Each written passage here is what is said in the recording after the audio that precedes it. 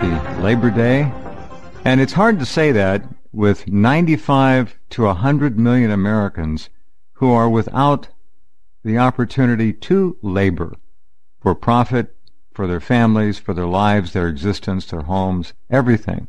They don't have jobs. And in this country, at this time, as we speak, right now, there are between 35 and 50 million illegal aliens from a number of different countries. Many of those illegal aliens are holding down jobs that those 95 to 100 million Americans should have under the Constitution of the United States of America and the way of life of the American people, our culture, our society, our way of doing business. Americans first. America first. Get those people out of here and give Americans the jobs that are rightfully theirs. This has got to end. It's got to stop. It cannot continue, or we will no longer exist. Look at Europe, a running sewer of rapist savages, Muslims, immigrants, whatever you want to call them. And notice how many of the pictures of these Syrian refugees in rafts, rubber rafts, coming across the Mediterranean are full of nothing but black heads. There are no Islamic peoples in there. They're all black Africans from Somalia, Sudan. The decision has been made to flood Europe with black sub-Saharan Africans, many who call themselves Islamic, many who say they follow Islam, many who say they follow Islam just to get the free ride. There are 1.1 billion people in Africa. Do you think that if they were to line up 10 abreast, I think the figure is actually 12, let's just say 10 abreast, and start marching, walking into Europe, do you know, with a population base of 1.1 billion people, they would never stop coming? Let that settle in. 10 abreast, 1.1 billion, and they would never stop coming. Endless. It's amazing to think about. That's what Hillary Clinton wants to do to this country. She wants to flood it with rape gangs. And don't tell me she doesn't. She knows goddamn well that that's exactly what's going on in Europe. She's not stupid. Neither is I don't call him black. He's an Oreo. He's half and half. He's a mulatto. The so-called president of these formerly United States. The gay, Muslim, communist Barack Hussein Obama, whose father was not Barack Hussein Obama Sr. His father was Frank Marshall Davis, the communist. Well known, if you do your research, you folks all know that anyhow. Now, the big news today is that the extremely ill, if not dying, we're all dying, but she may be dying faster than she'd want, Hillary Clinton, for the first time, got a campaign plane. On that campaign airplane, which she took from New York to Cleveland, she had members of the press. Plane was big enough, it's leased. She's loaded with money. Now watch where I'm going to go with this. First of all, let me welcome my friend and your friend, Jordan Maxwell. Jordan is the guest for the first hour. I got a little bit more to do here, Jordan, but hello and thanks for being there. Well, thank you, Jeff. I want to hear it because I'm totally with you. Yeah. Yeah, all right. Here's the deal. She leased an airplane large enough to accommodate members of the traveling communist, liberal, leftist, socialist press corps that has been giving her a free pass since day one. So she took them all on the plane. There were some photo op pictures of her walking down the aisle saying hello, hello. Okay, so she took the plane to Cleveland. When she got to Cleveland, what happened? She had a rally there, okay? And in the rally, she began to cough. A famous Hillary Rodham Clinton coughing attack, and she could not stop. She coughed, and it went on for about 4 minutes. Many of you have already heard the video. I'll play a little of it here if you're at all interested. But this woman is severely ill. There's something wrong. She's been coughing like this since about 2006. I think I've seen video going back that far. Something is wrong. It is related to a stroke, related to perhaps the concussion, perhaps incipient Alzheimer's. She finished after 4 minutes in Cleveland. Terrible coughing. And I mean it. Bad. Let's see if it works this time. Happy Labor Day. When we were trying to figure out where we could be, we all said, let's go to Cleveland. I'm sure you did. And I want to thank Congresswoman Marcia Fudge for hosting us. Well, go ahead and thank her. Oh, uh-oh.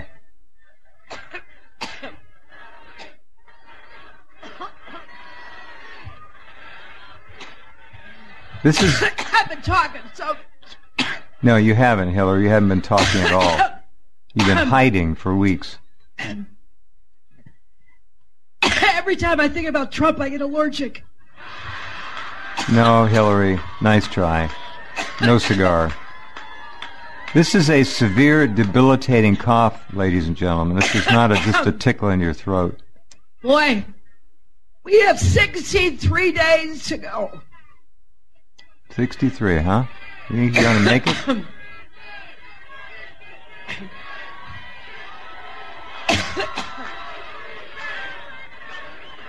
This is not normal.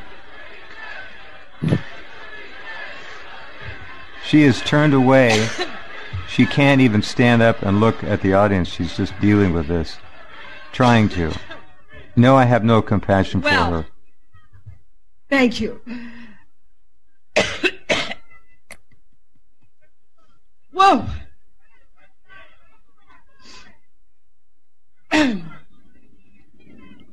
Now she sounds, see if you hear stamina and strength in her voice. She sounds almost like someone who's in her 90s. Well, you just heard the next vice president, didn't you?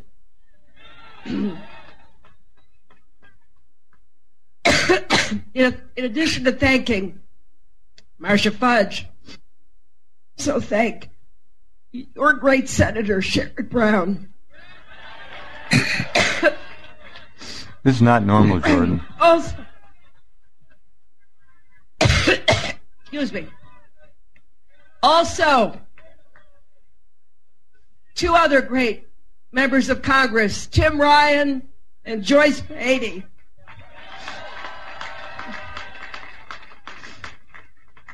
And your mayor, thanks to Mayor Jackson.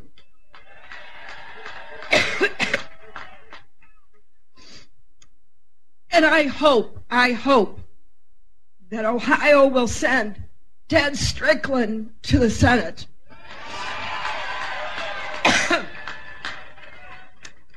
Now, behind me are some of the great labor leaders of our country. Randy Weingarten, Lee Saunders, Rich Trumka. I'm proud to be on the same stage with them because they're always fighting for working families. Now, once I get over my allergic reaction, let me say that we're here in part because we know how important this election is to Ohio. Okay, it went on from there.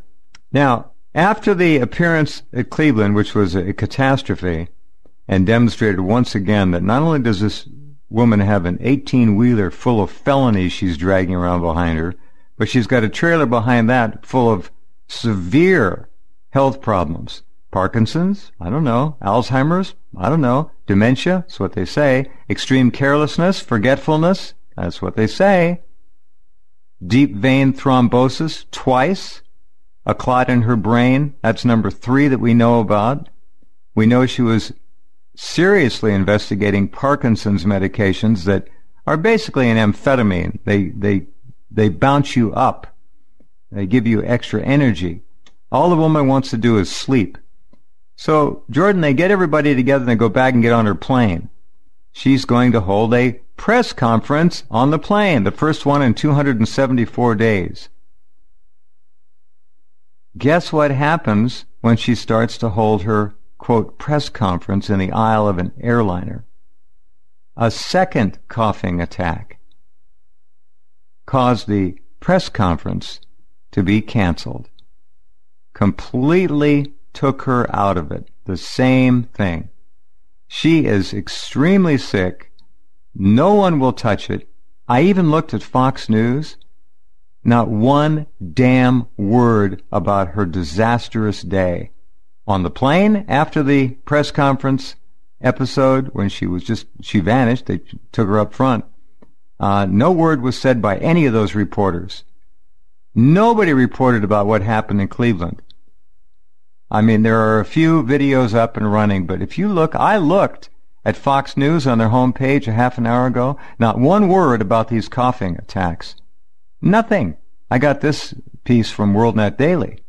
So the mainstream media, even Fox, is covering up for this wretched woman who apparently is reaping some kind of karmic reward now for her ill-gotten gain. And if I might say one other thing, Jordan, she has been off the campaign trail for at least 2 solid weeks. Maybe the last appearance, I think, might have been in Reno. What has she been doing? She has somehow had the strength to make a few appearances at her fat cat, ultra-rich friends' homes for fundraisers. $50,000 a plate, $10,000 a plate, whatever. She even had an event at a Rothschild private estate 2 days ago, I think. There were little children there, Jordan, and she agreed to take questions from the little children. They had questions. And she agreed to take questions from them if they paid her $2,500 per question. And I want to sum this up, and I think you can say, folks, you heard it first here. I think Hillary Clinton understands how sick she is. If you know anything about campaigns, you know that donations given to a candidate become their property. They aren't returned, they aren't refunded. I think Hillary Clinton, who does not need contributions 63 days from the election, is going around milking her rich friends for as much as she can because she knows she's probably not going to win. She wants that money. Does that make sense, Jordan? Yep. Sounds like a lot of things I've seen lately, in my own life, in my own struggles. Oh, yeah. Stolen everything from me. They don't care what they do. They don't care what the law is. They don't care what the court says. They want the money. Period. She's milking her friends for money that's not needed, and I think it's because she knows she's probably going to lose, or she'll be discounted on the basis of her failing health. One or the other. Yeah. Anyway, welcome back, my friend. Thanks for being here. Sorry, there's a lot going on, and I just wanted to bring you up to date and everybody else. No, I appreciate hearing it. I figured if you look at something for many, many years, eventually, when you get old, you finally have formulated some kind of a gut feeling about the things you've studied all your life. And I've got a gut feeling, I think I even mentioned it last time, but I think it bears mentioning again. I don't care one way or the other, but when I look at Hillary and what she's doing, I've got a gut feeling that she has made a deal a long time ago, way back a long time ago, maybe 20 years ago, whatever, to become president and to do something for her masters who own her. And they're going to use her because she's a woman, and everybody knows, well, we ought to have a woman president. So they picked the most criminal-minded woman in the country they could find to to manipulate and control. But I think that she was probably approached by someone very high up. And by that, I don't mean government. I mean somebody really powerful that's behind government. And somebody, made a deal with her. And she has to fulfill that deal. And it's a kind of a person that you don't come back and say, well, I got sick and I couldn't do it. No, you don't tell these kind of people I got sick and I couldn't do it. These are not the kind of people at the top, the Illuminati masters. They kill nations, much less people. They'll kill the president right in front of you and nobody will go to jail. So you don't tell these people that sorry, but you couldn't do what you said you were going to do. So I think she's made some kind of a deal with some very, very demonic, depraved, powerful, demonic people. And she has to be president. She has to be president. Why? She has something to do that she promised that she would do if she could be president, and that she could have all the money and all the power, that she would then sell out the country or sell out somebody or do something for the world masters, the unseen hidden masters of the world. And she made a deal with them. And now she had better come through. I don't give a damn if she's dead. They will stuff her like a lion and set her up in a chair and do a mimic with her. Mm-hmm. But she will fulfill her deal. She's made a deal, and she better come across with it. And in order to do that, she has to be president. So my gut feeling is she has made a deal with somebody you don't want to know and you don't want to make a deal with. And when you do, you better come through. I don't give a damn if you're coughing 26 hours a day. You better come through. And you better be president, because I'm going to put you in there even if you're dead. And you will do what we agree for you to do. I'm going to make a guess as to who one of those people might be. Lady Rothschild. And the reason I say that, and I learned from this video, it's right there in the second news block in headlines. It says, wow, watch. Proof, Hillary takes orders from Rothschilds. I want you to watch that video, please, if you get a chance. It's made by a reporter who was just fired by the Huffington Post. Yep. Well, I've seen that advertised. I just never watched it yet. I will. But yeah, let me say one thing. This guy was cut loose with no notice, no nothing. And he's an honorable guy. And he read some of the emails in that batch of, I don't know how many thousands there were. And the way she speaks and answers Lady Rothschild's emails is like a serf to a king. I'm not kidding you. You can almost hear her knees knocking the way she writes back. She writes, what can I do to make amends? What can I do to, I forget the expression. But you've got to watch that, ladies and gentlemen. It says, wow, watch, in caps. Proof, Hillary takes orders from Rothschilds. That's one of them, Jordan. You're right. You're right. Well, did you just say that she just visited the Rothschilds? She was at the Rothschilds estate for a fundraiser. I'll bet she was. They called her ass back there. You better get back here now. That's right. And I'll bet they had a lot of entertaining friends there. Yeah, they all the people that eat human flesh and kill people. They were all there, and they told the sick, mentally disordered criminal, "You better get through with your coffin spell and get your ass out there. You made a deal." Sounds like the mafia, doesn't it? And not only that, but when you die, we're going to wait for you on the other side, and God help you. So get back out there, dimwit, and do what you made the deal for. That's my feeling. I think you're right. The way, when you hear this fellow talk, he's doing a live, multiple simulcast video talking about these emails that apparently he was fired for reporting on. And when he quotes the one verbatim, and she's answering Lady Rothschild and basically begging for forgiveness for something, I can't remember what it was. She said, how can I make amends, or something like that. what can I do to make it up? And she was groveling. And this is while she was Secretary of State. Yeah. Representing America. What did I just tell you? What did I just say? You just nailed it. I bet she's made a deal with somebody, and she better come through. And now she's sick and looking like she's not going to make it, and she knows, my God, I accepted certain things, I made a deal, and I was going to be president and pull off this deal, and now God is giving me a disease, and I'm dying with it, and I won't be president. So somebody better start thinking up something really cute to tell the Rothschilds. And you better go over there, get your worthless criminal ass over there, and you better talk some straight talk. Yeah. Because they made a deal, and you backing out on it. They don't give a damn if you're sick. No. They couldn't care less if you're sick. You could be worse than sick if you don't pull out the deal you made with us. Yeah. You got a hell of a big problem, not just sickness. You're going to be dead. Well, this wretched excuse for a human being answered little kids, right? You sit down with little kids, you talk to them, you let them ask questions. Not Hillary.